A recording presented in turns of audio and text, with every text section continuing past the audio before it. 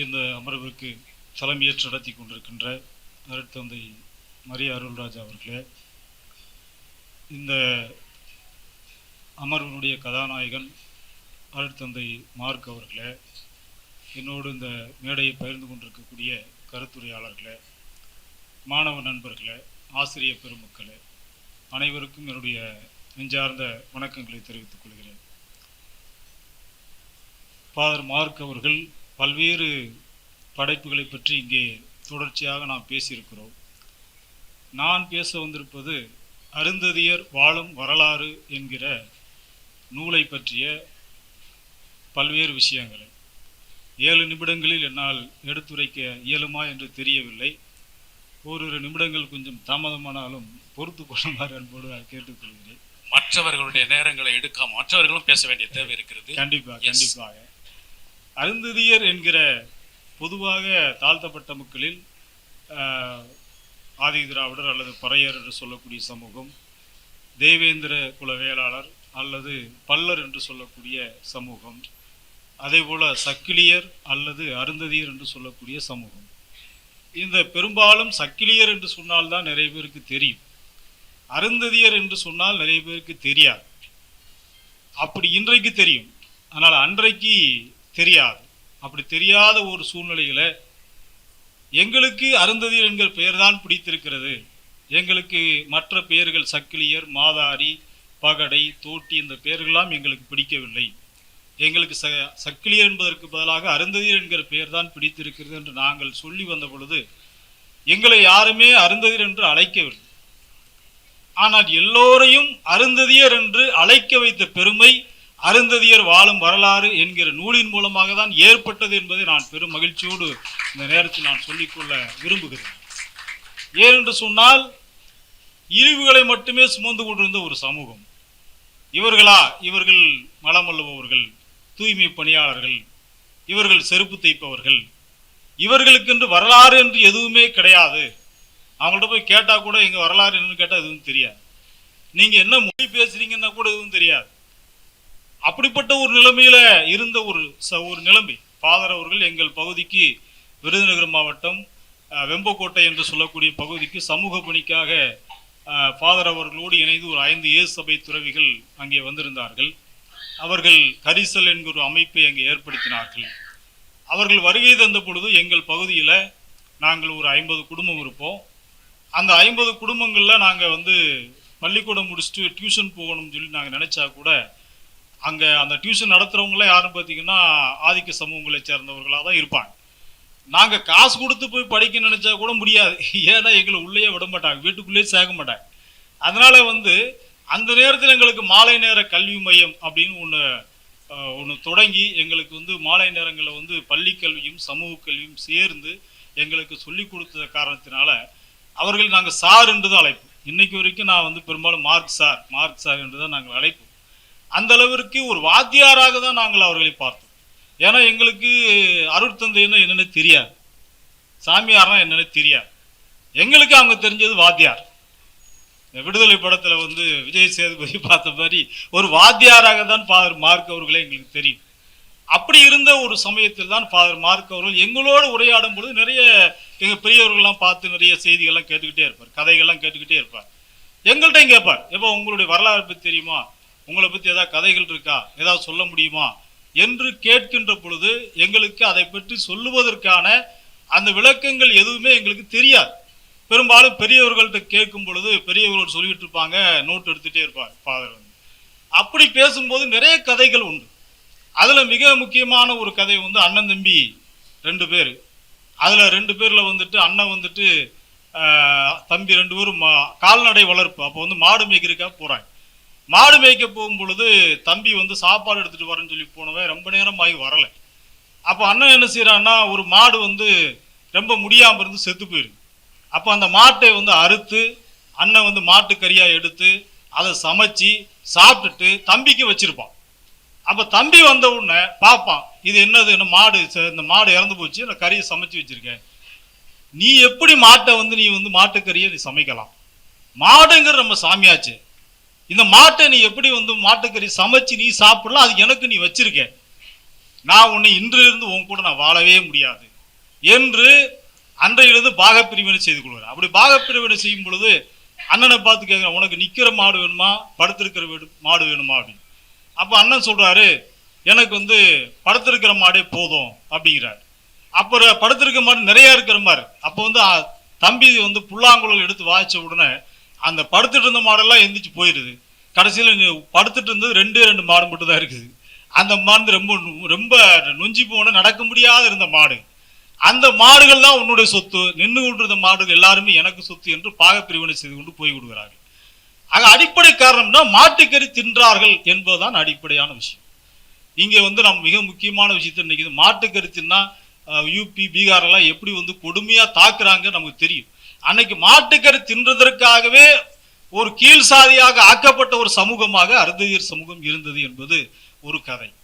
இரண்டாவது கதை, இன்னொரு விஷயம், நிறைய கதைகள் இருக்கு அந்த புத்தகத்தை பார்த்தீங்கன்னா, நிறைய கதைகளாக தான் இருக்கும். இன்னொரு கதை வந்துட்டு அவர் வந்து ஒரு மாடை அறுத்து மேல இருக்கிற சாமிக்கு வந்து படைக்கிறார். மாடை அறுத்து மாட்டினுடைய நுரையீரல் மாட்டினுடைய குடல் எல்லாத்தையும் எடுத்து கீழே வச்சுட்டு சாமியை வேண்டுறாரு. வேண்டி முடிச்ச உடனே, சாமியே நான் வந்து வேண்டிட்டேன், ஆனால் அந்த மாட்டை நான் அறுத்துட்டேன், எனக்கு கஷ்டமா இருக்கு அப்படின்னு சொன்ன உடனே சாமி வந்துட்டு அந்த மாட்டுக்கு உயிர் கொடுத்து மறுபடியும் அந்த மாடு வந்து அவர் கூட வாழும். இப்படியான ஒரு கதை. ஆனா இந்த கதையை வந்துட்டு ஒரு பிராமணன் ஒருத்தர் பார்க்கிறார். பார்த்த உடனே அரசன்கிட்ட போய் சொல்றாரு, இவர் வந்து டெய்லி மாட்டை கொல்றாரு, மாட்டு ஈரல் குடல்லாம் எடுத்துட்டு வெளியே போய் சாமி கும்பிடுறாரு. சாமி கும்பிட்டதுக்கு பிறகு இவர் வந்து மறுபடியும் இந்த மாட்டை உயிர் கொடுக்குறாரு. இது எப்படி ஒரு மாட்டை கொல்லலாம்? இது இந்த அரசனுக்கு அரசாட்சிக்கு மிகப்பெரிய ஒரு கொடுமை என்று சொன்ன உடனே அரசன் கூப்பிட்டு விசாரிக்கிறாப்புல. அரசன்ட்டு எடுத்து சொல்றாப்புல, ஆமா நான் செய்து உண்மைதான், ஆனால் வந்து என்னுடைய சாமி அவ்வளவு தைரியமானது, அவ்வளவு வந்து வலிமையானது, அதனால நான் மாட்டுக்கு வந்து மீண்டும் உயிர் கிடைக்குது. ஒருவேளை பிராமணருடைய அவர் கும்பிடுற சாமி வலிமையானதுன்னா அவர் அந்த மாதிரி செய்யட்டும், நான் தயார் அப்படின்னு சொல்லி அரசவையிலே வந்து கத்தியை மேல தூக்கி போட்டு தன்னுடைய நெஞ்சை வந்து அதற்கு முன்னாடி காட்டாரு. அந்த கத்தி வந்து நெஞ்சில பட்டு 2ஆ பிரிகிறது. அப்படி பிரிகின்ற பொழுது அந்த இதயத்துல வந்து 33 கோடி தேவர்கள் இருந்ததாக அந்த கதையில சொல்றாங்க. அப்புறம் இந்த கதையை பார்த்து அவர் அரசர் வந்து அதை பார்த்த உடனே மறுபடியும் அந்த வாள் எடுத்த உடனே மறுபடியும் அவருடைய இதயம் ஒட்டி கொள்கிறது.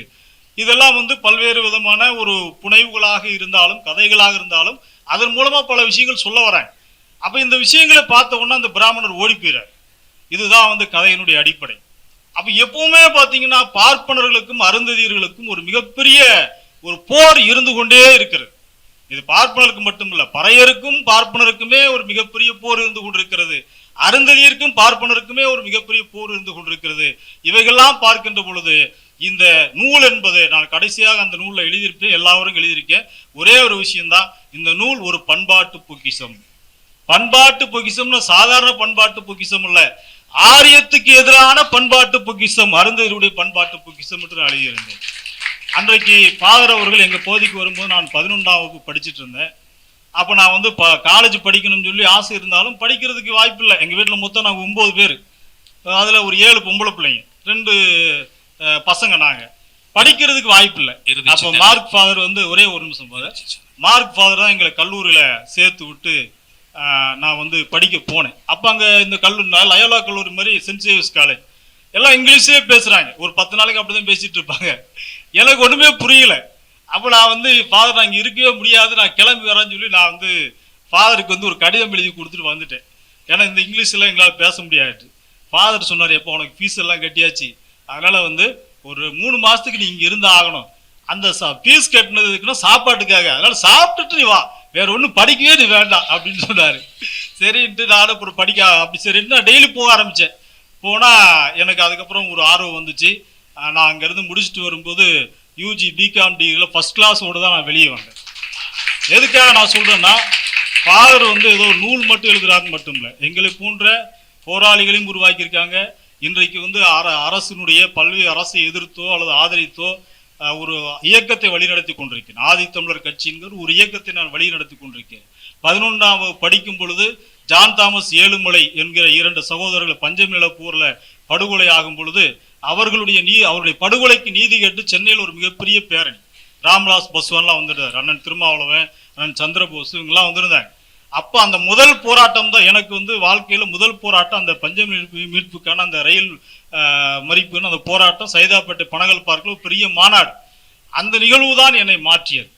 அந்த நிகழ்வு தான் என்னுடைய அரசியல் வாழ்க்கையை நோக்கி என்னை பயணப்பட வைத்தது. வெறுமனே வந்து ஒரு படித்தோம் ஒரு வேலைக்கு போகணுங்கிறது மாதிரி இல்லாமல், யாரோ எங்கிருந்தோ எந்த மொழியோ தெரியாமல் வந்து நம்முடைய மக்களுக்காக வேலை செய்கிறாங்களே, நாம ஏன் நம்முடைய மக்களுக்காக வேலை செய்யக்கூடாதுன்னு சொல்லி வாழ்நாள் முழுவதும் திருமணம் முடித்துக் கொள்ளாமல் நாமளும் இந்த மக்களுக்காக வேலை செய்யணுங்கிற நோக்கத்தோட அந்த சிந்தனை உருவாவதற்கு காரணமே வந்து ஃபாதர் மார்க்கை போன்ற அந்த இயேசு சபை துறவிகள் 5 பேர் தான். ஒரே ஒரு விஷயம் மட்டும் கடைசியாக சொல்லிக்கிறேன். ஃபாதர் மார்க் அவர்கள் நீங்கள் வந்து ஒவ்வொரு கட்டத்திலையும் அவர் நாவலாசிரியரை பார்த்துருக்கலாம், ஆசிரியராக பார்த்துருக்கலாம், அவர் வந்து ஒரு எழுத்தாளராக நீங்கள் பார்த்துருக்கலாம், பங்கு தந்தையாக நீங்கள் பார்த்துருக்கலாம். இவை எல்லாவற்றையும் விட நான் என்னை பொறுத்த மட்டும் நான் அவரை பார்த்தது, எங்களை போன்ற இயக்கவாதிகளுக்கு அவர் ஒரு அரசியல் செயல்பாட்டாளராக நான் பார்க்கிறேன். அவர் ஒரு அரசியல் செயல்பாட்டாளர். அவருடைய எல்லா விதமான படைப்புகளையும் ஒரு அரசியல் இருக்கும். அந்த அரசியல் ஒடுக்கப்பட்ட மக்களை தட்டி எழுப்பக்கூடிய ஒரு அரசியலாக இருக்கும். நீ அடிச்சா திருப்பி அடி என்பது இன்றைக்கு இருக்கக்கூடிய முழக்கம். ஆனால் அதை சொல்லாமலேயே நீ அடிச்சா, அவருடைய புத்தகத்தை படிச்சா கண்டிப்பா நீ திருப்பி அடிப்பதற்கான ஆயுதமாக நீயே மாறிடுவ. உன்னை யாரும் மாற்ற வேண்டிய அவசியமே இல்லை. நீ சிந்திக்கின்ற அந்த தெளிவை நீ பெறுவா என்பதுதான் அடிப்படை. ஆக அன்றைக்கு நாங்கள் கடைக்கோடியில் இருந்தோம், இன்றைக்கு நாங்கள் மேலெழுந்து வந்திருக்கிறோம். இந்த புத்தகம் மட்டும் உருவாகவில்லை, நானும் ஃபாதர் மார்க்கால் உருவாகி இருக்கிறேன். இன்றைக்கு சமீபத்தில் 4-5 நாட்களுக்கு முன்னாடி அனைத்து கட்சி கூட்டம் தமிழக முதல்வரால் நடத்தப்பட்டது. அந்த அனைத்து கட்சி கூட்டத்தில் ஆதித்தமிழர் கட்சி என்கிற என்னுடைய கட்சியின் சார்பாக நானும் முதல்வரோடு இணைந்து அந்த கூட்டத்தில் நான் பங்கெடுத்துக் கொண்டேன் என்று சொன்னால், ஒரு கட்சியை வழிநடத்தக்கூடிய அளவிற்கு ஒரு சமூக போராளியாக நான் இன்றைக்கு உருவாகி இருப்பதற்குடைய அடிப்படை காரணம் ஃபாதர் மார்க் அவர்கள் என்பதை இந்த நேரத்தில் நான் பெருமையோடு நான் சொல்லிக்கொள்ள விரும்புகிறேன். ஆகவே நீங்கள் எவ்வளவு நாளும் அவரை பற்றி நீங்கள் பேசலாம். ஆனால் ஒரே ஒரு விஷயம் தான், ஒவ்வொருத்தரும் ஒவ்வொரு பார்வையிலிருந்து பார்க்குறாங்க. நாங்க அந்த பார்வையிலிருந்து பார்க்கிறோம். இந்த நூலை அவர் எழுதியதற்கு பிறகுதான் அருந்ததியர் பற்றி எல்லா பல்கலைக்கழகங்களையும் பேச ஆரம்பிக்கிறாங்க. அருந்ததியர் பற்றி எல்லாருமே விவாதிக்க தொடங்க ஆரம்பிச்சிட்டாங்க. பல்லர் பறையர் என்பதை தாண்டி அருந்ததியர் என்று ஒரு சமுதாயம் இருக்கிறது என்பதை வெளி உலகத்திற்கு கொண்டு வந்த பெருமை ஃபாதர் மார்க் அவர்களை சாரும் சாரும் சாரும் என்பதை நான் பெருமையோடு சொல்லிக்கொண்டு, அவருடைய பணிகள் மென்மேலும் தொடர வேண்டும். அவருடைய இந்த படைப்புகள் மட்டுமல்ல, படைப்புகளை தாண்டி அவர் ஏற்படுத்தியிருக்கின்ற தாக்கம், எங்களை போன்றவர்களை உருவாக்கி இருக்கக்கூடிய அந்த நோக்கம் என்பது நிச்சயம் வீழாது. நான் எவ்வளவு உயரத்திற்கு போனாலும் என்றைக்குமே ஃபாதர் மார்க் அவர்களுடைய ஒரு மாணவன் என்று சொல்லுவதில் நான் பெருமைப்படுகிறேன் என்று சொல்லி விடைபெறுகிறேன். நன்றி, வணக்கம்.